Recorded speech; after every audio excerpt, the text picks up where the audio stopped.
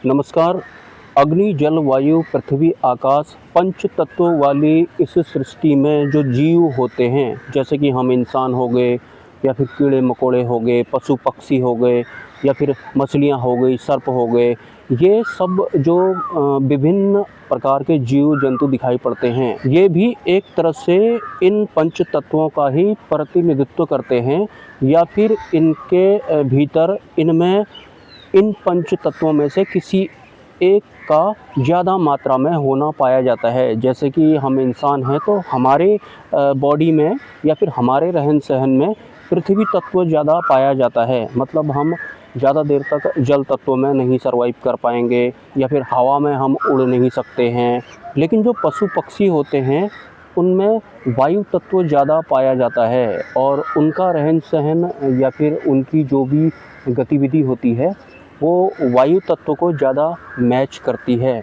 इसी के अलावा जो पानी में रहने वाले जीव जंतु होते हैं, जैसे कि मछली हो गई या फिर कुछ जो सर्प होते हैं वो भी पानी में रहते हैं, तो उनका जो बॉडी होता है वो भी जल तत्व को ज़्यादा मैच करता है। मतलब उनका जो बॉडी होगा वो वैसा नहीं होगा जैसा कि पृथ्वी तत्व वाले जो जीव होते हैं, जैसे कि हम इंसान होते हैं। मतलब कुछ न कुछ फ़र्क उनमें होता है।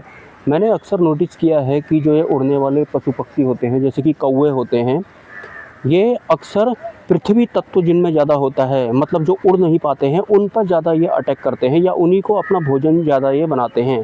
कौवे सिंपली जैसे छिपकली हो गई या फिर चूहे हो गए, उनको अपना भोजन बनाते हैं। मतलब उड़ने वाले जो पक्षी हैं वो ना उड़ने वाले जंतुओं को अपना भोजन ज़्यादा बनाते हैं। मैंने किसी एक ऐसे पक्षी के बारे में भी सुना है जो कि 24 घंटे में से 20 घंटा जो हवा में ही रहता है। क्या आपने भी उस पक्षी के बारे में सुना है? अगर सुना है तो कमेंट करिएगा। मतलब 20 घंटे वो आकाश में ही, हवा में ही सर्वाइव करते रहता है। हालांकि आकाश और हवा तत्व दो अलग अलग हैं।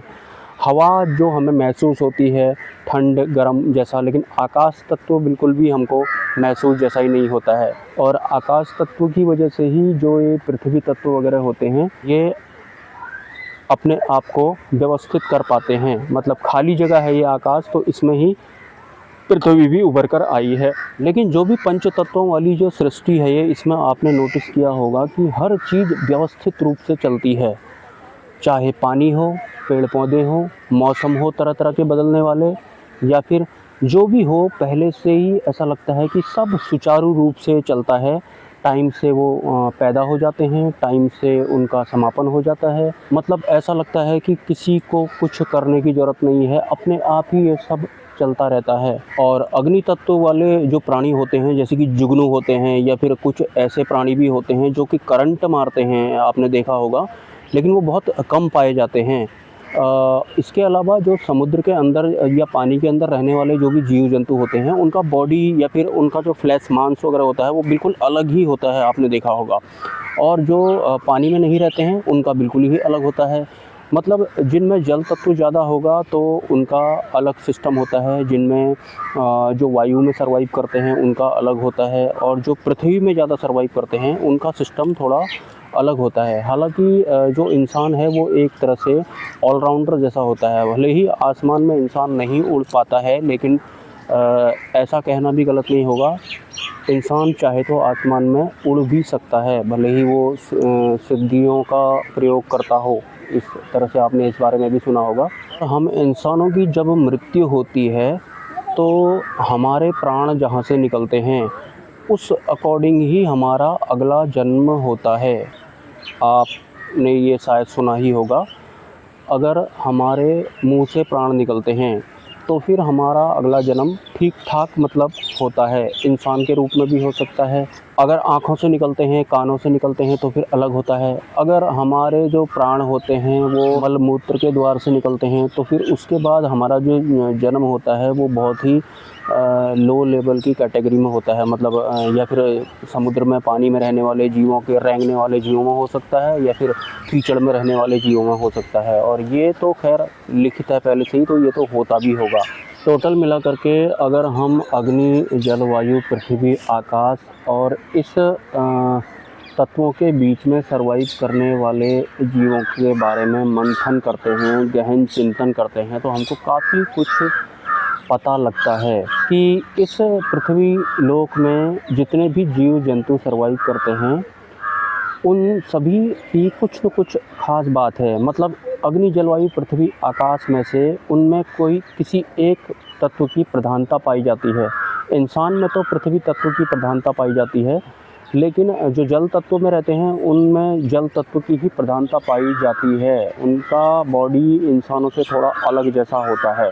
और जो हवा में उड़ने वाले होते हैं उनका बॉडी भी अलग तरह का होता है। लेकिन पंच तत्वों से बनी हुई इस सृष्टि में फिर भी सब कुछ अपने आप ही व्यवस्थित रूप से, सुचारू रूप से चलते रहता है। मतलब किसी भी तरह की कोई छेड़खानी करने की ज़रूरत नहीं है, सब कुछ अपने आप ही हो रहा होता है। लेकिन हम इंसानों को ऐसा लगता है कि हम जैसा चाहेंगे वैसा होगा। हालांकि इंसान जैसा चाहता है वैसा होना ही उसको बंधनों में बांध देता है और वो फिर फंस जाता है, इंद्रियों का गुलाम हो जाता है, मन या बुद्धि का गुलाम हो जाता है। इस वजह से ही इंसान सर्वोच्च प्राणियों में गिना तो जाता है पृथ्वी लोक में, लेकिन सबसे ज़्यादा दुख भी वही भोगता है, या फिर मैं कहूँ कि बंधनों में भी सबसे ज़्यादा वही रहता है और उसके पास ही चांस होता है कि वो मुक्त हो जाए। अन्य जीव जंतुओं के पास मुक्त होने का कोई चांस नहीं होता है, ना ही देवताओं को मुक्ति प्राप्त होती है, ना ही किन्हीं सिद्धियों को। लेकिन इंसान के शरीर की एक ख़ास बात होती है कि वो परम मोक्ष को प्राप्त हो सकता है। हालांकि जो अन्य जीव जंतु होते हैं उनमें भी अगर परमात्मा की या फिर किसी उच्च स्तरीय सत्पुरुष की कृपा हो गई तो उनका भी कल्याण हो जाता है, लेकिन इसके चांस बहुत रेयर रहते हैं। तो ये था आज का वीडियो। मिलते हैं किसी नेक्स्ट वीडियो में। सपोर्ट अगर आप करना चाहें तो मेरे QR कोड पर कर सकते हैं। जो नमस्कार, हैव अ नाइस डे।